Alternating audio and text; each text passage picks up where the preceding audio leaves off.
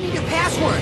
You can use mine to get on the internet. Prodigious. いくつもの時代僕らは巡り会えた呼び合うように力は無限大どこまででも愛に行くよ Welcome to Prodigious, episode 504.5, the feedbacking of Frigimon. Merukimon, part 2, feedback. Prodigious is your critically nostalgic analytical tour through Digimon anime. I'm Jeff Ruberg, and I have the crest of being awake at 12:40 a.m. and not being really drowsy, unlike some I'm other people. Ashley, and I have the crest of please let me go to sleep. It's nostalgic. We're going back to recording feedback really late at night and being drowsy. At least I can check into our Japan flights in 10 minutes. Yes, so that's the context we're recording this. We're about to fly to Japan tomorrow in about 24 hours. I don't know. Exactly 24 hours. Yeah, so we're recording this feedback last minute, hoping to get this out and to have a new episode for you beginning of next week. Ashley is probably internally having a skeptic face because trying to get that out while we're going to Japan might not happen, but I'm aiming for it now. Anyway, let's go into the follow up. First off, there have been a bunch of Tri PVs since we've last done feedback or episodes in general. Since we talked about Tri, and I initially wanted to do a Tri PV episode, just talking about the different PVs, but we had technical difficulties when we started to record that, and so many difficulties with Skype. We basically were recording for like 3.5 hours already for episode 508, and then we tried to record the Tri PV episode, and it's just like Skype was just dead. Every time Jeff started a sentence, it just died halfway through. Yeah, it's pretty funny. And then we realized in trying to reschedule it that like I was the only one who cared about it. That like everyone else was like, we don't want to talk about Tri that much. I mean, I think everyone is okay talking about Tri, but like not talking about the hype about Tri. Like it's that's just one layer too removed. So I wanted to take this opportunity to just like, we'll have in the show notes links to the basically there are 3 PVs that have happened in the several months, and there's also a PV for the ending song, and we've all watched. I didn't watch the ending song. Yeah, I didn't watch the ending song PV because I feel like that's like the one thing that's like I don't want to experience. I feel like listening to that will be exactly the same experience as listening to it in the show when it airs. So like I didn't want to have the exact same experience. So yeah, I've watched the PV, the 3 main PVs, and I thought I could take this opportunity to just like highlight things that were anything that was like stood out as being really exciting or interesting. No. If you don't want to try spoilers, which I don't think anyone actually cares, like avoid spoilers that rigorously from what I've seen online, but skip ahead a couple minutes if that is you. Yeah, there's nothing about this that really has me being hype and excited. Like I feel like the first couple of Tri movies had me hyped and excited, and like each one is just like my hype is smaller and smaller. Yeah, it's not even like I trust nothing. It's that like I don't see how like seeing things like Gatomon fading away. I'm like I'm not even like convinced. I'm not even convinced that could be interesting or like heartbreaking or like you know like in the way that like we saw Patamon being teased as like Sayonara Takaru at like as the PV. I guess it was being teased before chapter 2 even came out. I think it was a teaser for chapter 3 before 2 even came out. I think I remember being really weird. But at this point, I'm like, okay. I mean, unless they like change the epilogue, but also like we see Holy Dramon or Magnadramon, and it's like I guess it's possible the Gatomon fading away is after. I guess it's possible that it's both after Holy Dramon is there and the epilogue is no longer canon. And Gatomon is gone. I guess that's possible. No. But like, yeah, I feel like there's not enough time to make that be that emotionally compelling. The screenshot of Devimon, I'm like, it's not good. No. Yeah, I'm like, oh, okay, Devimon. I'm intrigued. That's like maybe the one thing that I'm the most Dark Ocean? hopeful for. No, Dark Ocean is the only thing. Dark Ocean actually, this came up briefly before our technical difficulties crashed the other podcast, but it's not necessary. I mean, it does definitely give off Dark Ocean vibes, and I'm pretty sure other signals from the PV I'm pretty sure it's just the Odaiba Bay. Well, or it's that uncertain. Means this movie is trash. I mean, I definitely think there's something possibly interesting going for there if it's like framing Tokyo Bay, framing Odaiba, the bay, Tokyo Bay from Odaiba near the Rainbow Bridge as if it looks like the Dark Ocean. And it's definitely probably going for something. Like that's what they were doing in the Dark Ocean episode 02, right? That she's like at the beach and that just becomes the Dark Ocean. Like so I don't know. And the Omegamon form. No. Get out of here. I don't know.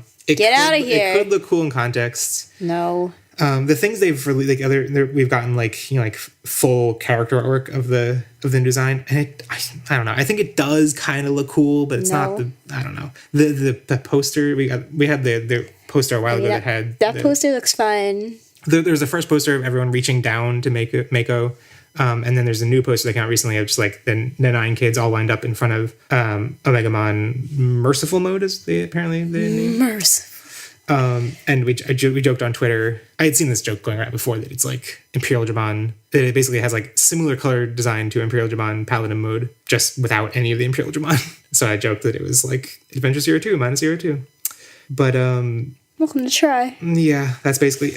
I feel like the thing that has me most bummed by Tri at this point is the excitement for the Blu-ray cover for Chapter 6, which is basically one of the... I don't remember if it was actually a Blu-ray cover for Chapter 1 or if it was just a teaser. It was just a poster for the series, but it was the 8 kids sitting on the trolley from the first season with it all like decayed and in the digital world and stuff. And this new Blu-ray cover for Chapter 6 is they're all sitting on it again, but Mako's there. I hate it.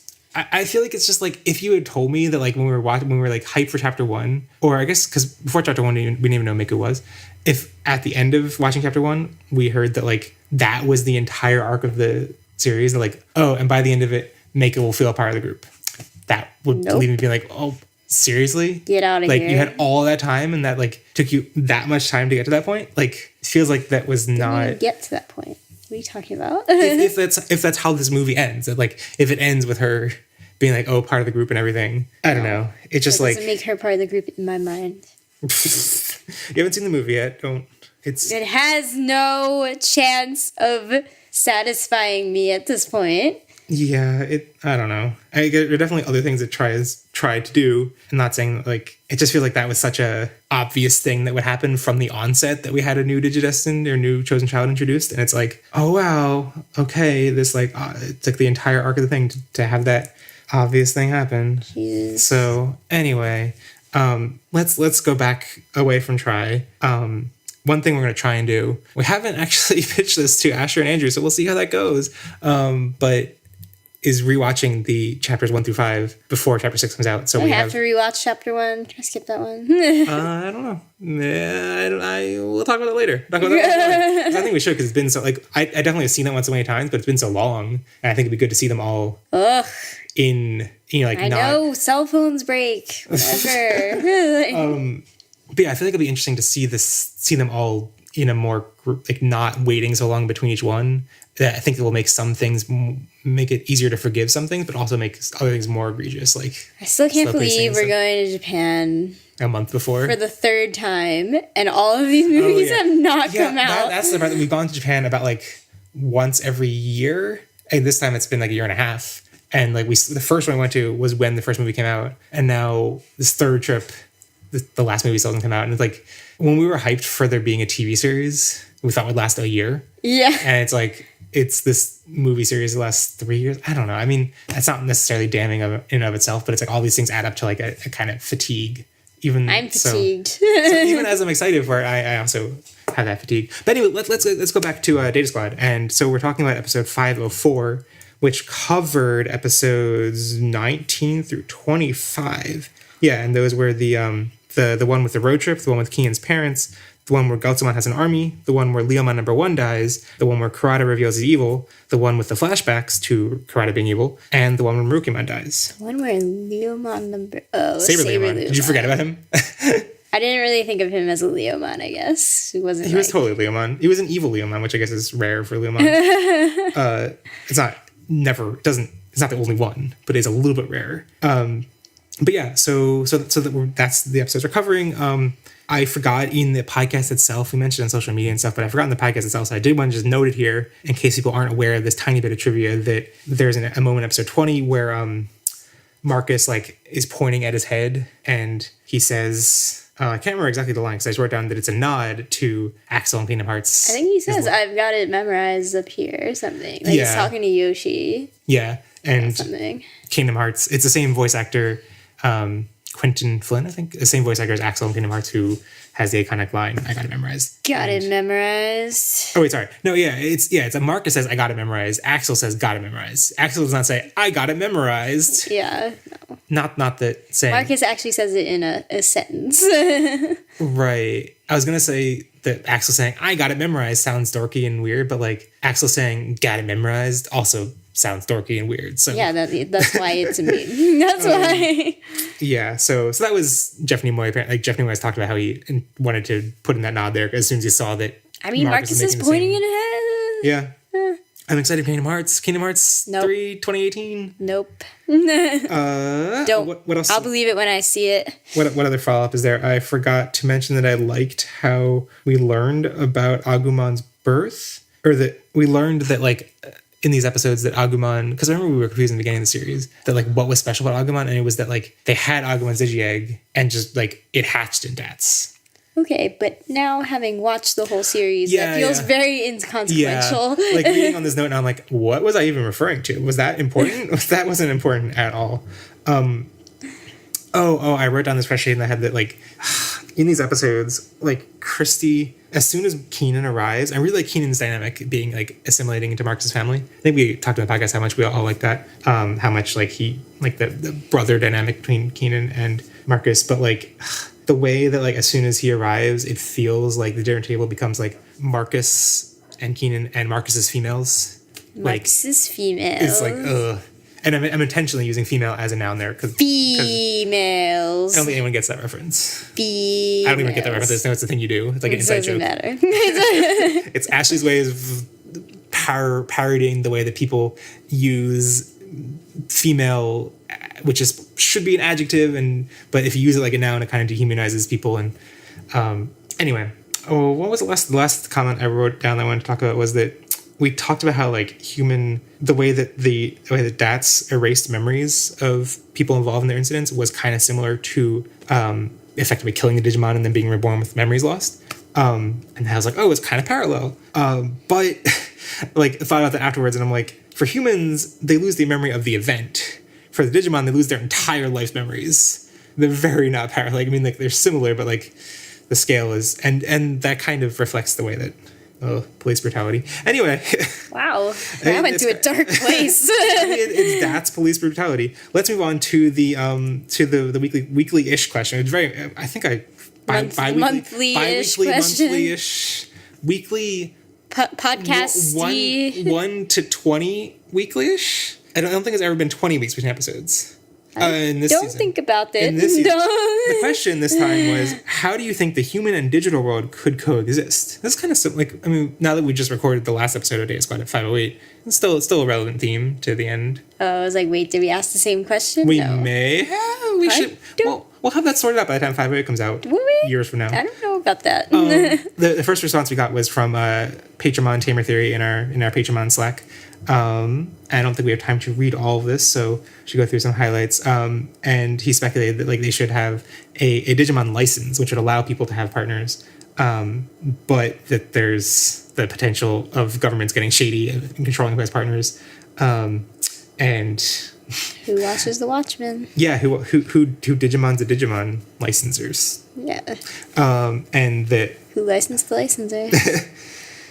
Yeah, I think and the Tamer Theory also proposes the idea of like having the cyber sleuth style of Digimon staying in the digital world or on the internet might be good, even though they admit that that's kind of digi-racist to say that Digimon are. But I think I like that idea of having, you know, like both sides have their home world and they have a place that they can commingle. And I don't know, but I can see how that in some ways like, stay in your lane. It's like keep people in lanes, but. I don't know. I mean, I feel like that more reflects the way the world operates now. Like everyone has their home world, their home culture, but we have these spaces where we can commingle and interact. And like when we talk about how like the internet is opening people up and closing down borders, we're not ever like really saying that there should be no borders. That like all countries, there should be one country.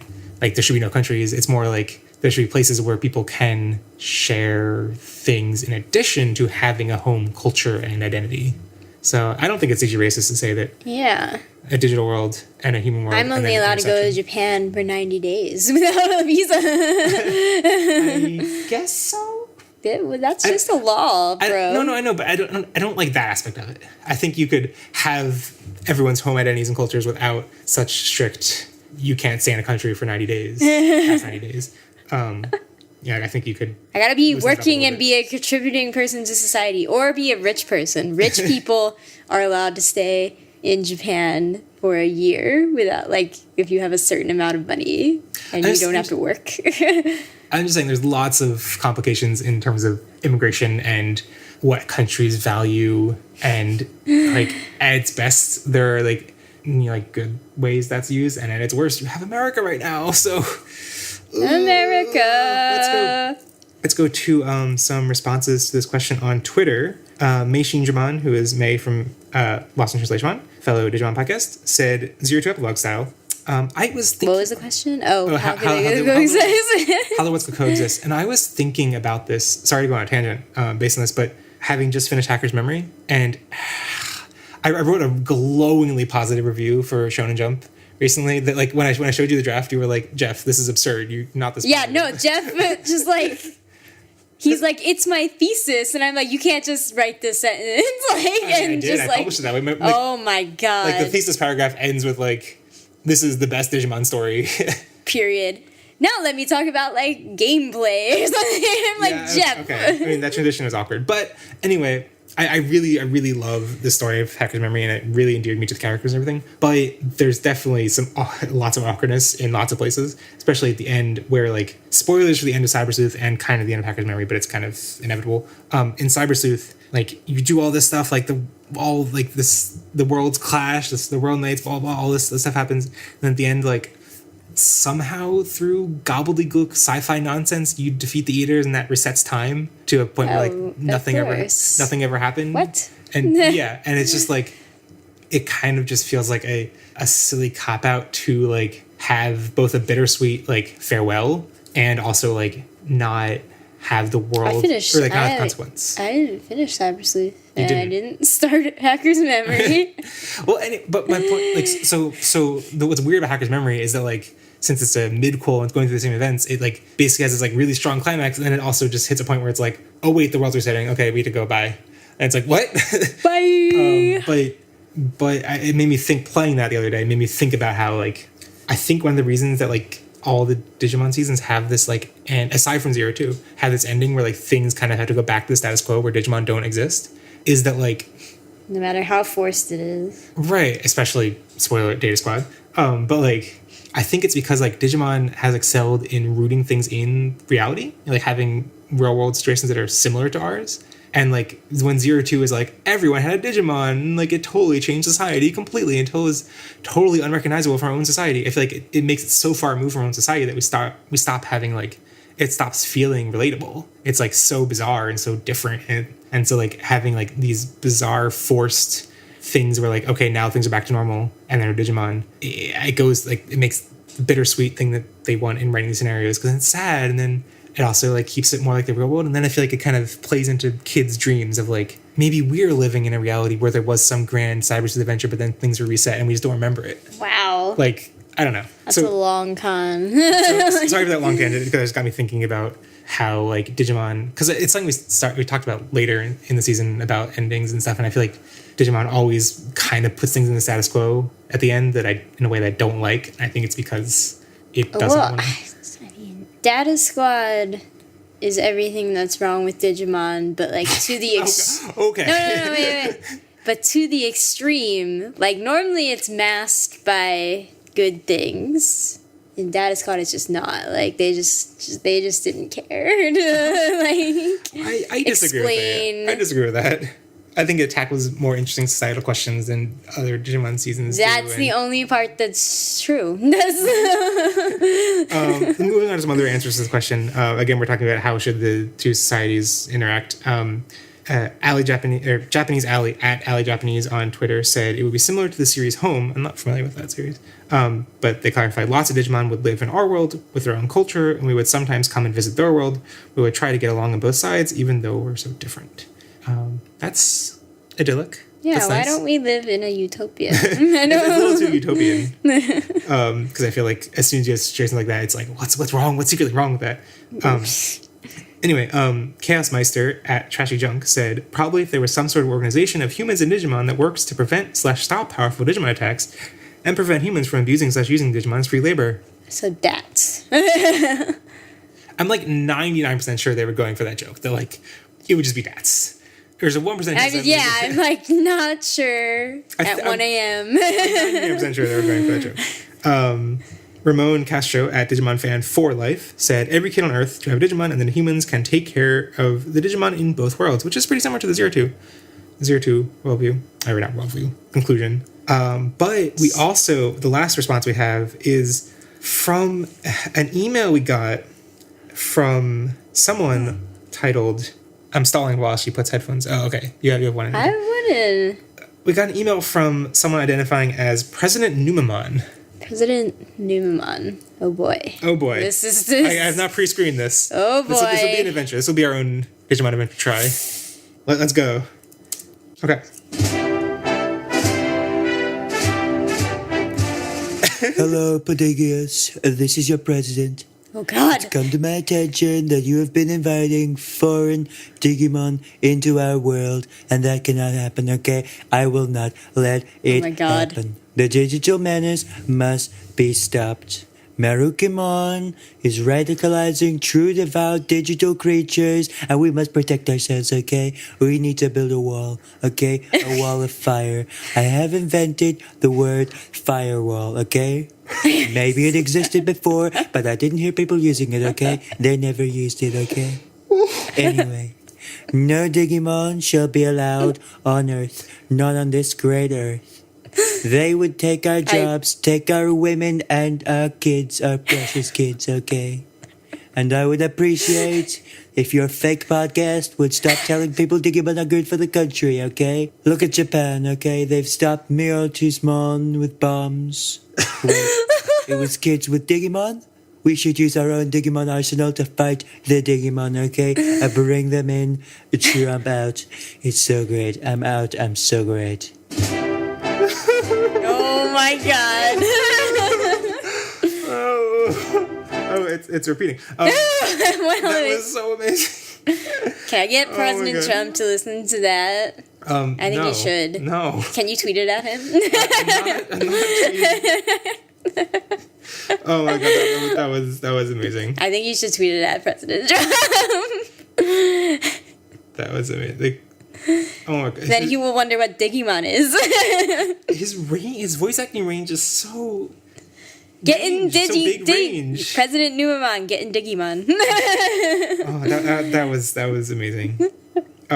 So we didn't get much feedback, comments about this episode, but thankfully we had lots of other stuff to talk about. But Nobody I do loves have, us. nobody has. I think we have Merukimon! I feel like we actually have a lot of like range of opinions about Data Squad in a way that like means that like if there are things that like if one of us is praising it and then people feel the compulsion to write in and say that they disagree with our opinion, one of the other people have already said, like, we've already disagreed with each other. It's the point where it's like, okay, my opinion has been heard. Look, you all can't make me think Marcus is a good boy. Just want to... Spoiler alert. Spoiler She's not at the end alert, of the season, she Marcus still doesn't like Marcus. is not a good boy. Anyway, this feedback is from Embermoto and our site, poditch.com/504. Go there if you want to give us more comments to talk about in future feedback episodes. And this is Embermoto splits their comments into per episode of the show they're talking about. And they said, Karada hates Digimon so much that he wants to eliminate them, but then he creates a Digimon bringing more Digimon into the world. What is the point of this? He doesn't need the Gizmon AT because he already created guns that the humans can use to destroy Digimon. What was the point of creating the very thing that he hates? And I wrote this down. I wanted to talk about this comment because I feel like I like that element of how poetic it is that he feels like, like both that like he feels Only Digimon can kill the other Digimon. Yeah. Didn't you listen? The only thing that can beat a Digimon is a Digimon with a Digimon. But also like, so there's that aspect of it, but also that like having him create Digimon from scratch is like the ultimate level of, like hubris and God, like playing God, which they don't really address explicitly. Like it's a way of him showing that he's better than Digimon. Right. I think that like, And I feel like it's a bit subtle in the way that it's not like they condemn him, and the way they vilify him are all other reasons that I feel like are more explicitly called out. And this is more just like adds to the creepiness factor, like adds to like there's so many signals that make him skeevy, and make it feel like he's like so far beyond the line of being bad. And so I like it in that aspect that like it just shows like kind of like in its principle is like utter contempt for Digimon. And it's kind of similar like in the next arc when he forces Digivolution through science. Oh yeah. And I was like, we definitely talked about it in terms of that, but didn't talk about it in terms of creating a yeah, Digimon. and create. Yeah, I feel like creating a Digimon is more in the scheme of the franchise is actually a bigger deal. I guess because humans already merged with Digimon and other things. Yeah, and like Izzy kind of forced Digivolution through code, but I mean it's totally different context. But I'm just saying that like I feel like if you look at like mechanics from a broad view, it's like creating a Digimon it seems like more of a like breach of ethics for someone who hates Digimon so much. And I mean obviously it's very different in this world compared to the Tamers world, where it's like creating Digimon is like kind of what all the monster makers did, right? Like that, but not exactly. They didn't. That I guess yeah. Anyway, that's more like they created some primitive program that evolved on its own into Digimon. So even that is not like they had the power to directly create Digimon. So I don't know. I think it is inherently contradictory, but that inherent contradiction is that's compatible. Karada. Yeah. I think the inherent contradiction is something that's important to I characterization. miss Karada. Screw you, Yggdrasil. Yeah. Yggdrasil. Or we can just say King Jason. Anyway, spoilers for future stuff. So anyway, that's the end of our feedback. It sounds like that was just an awkward cut where I edited it weirdly, but that was just I interrupt myself mid sentence. That's cool. If you have comments, you can send them to us at pediges.com/504.5. You can also send us your thoughts directly to the show on Pediges. We're on Twitter, Tumblr, Facebook, or email pediges@gmail.com. Special thanks to Exteranimon for our Season 5 Agumon artwork, and a quick shout out to our Champion, Ultimate, and Mega supporters on Patreon: Diab Jomon, Joe Keto, Kailunamon, Sam Kruagumon, Andy Lucimon, Dave Graumon, and probably a better boy than this Marcus. And stay tuned for as we test drive a suite of biohybrid cars in Data Squad episodes 26 through 33. Bye. Bye. And remember, never stop visualizing.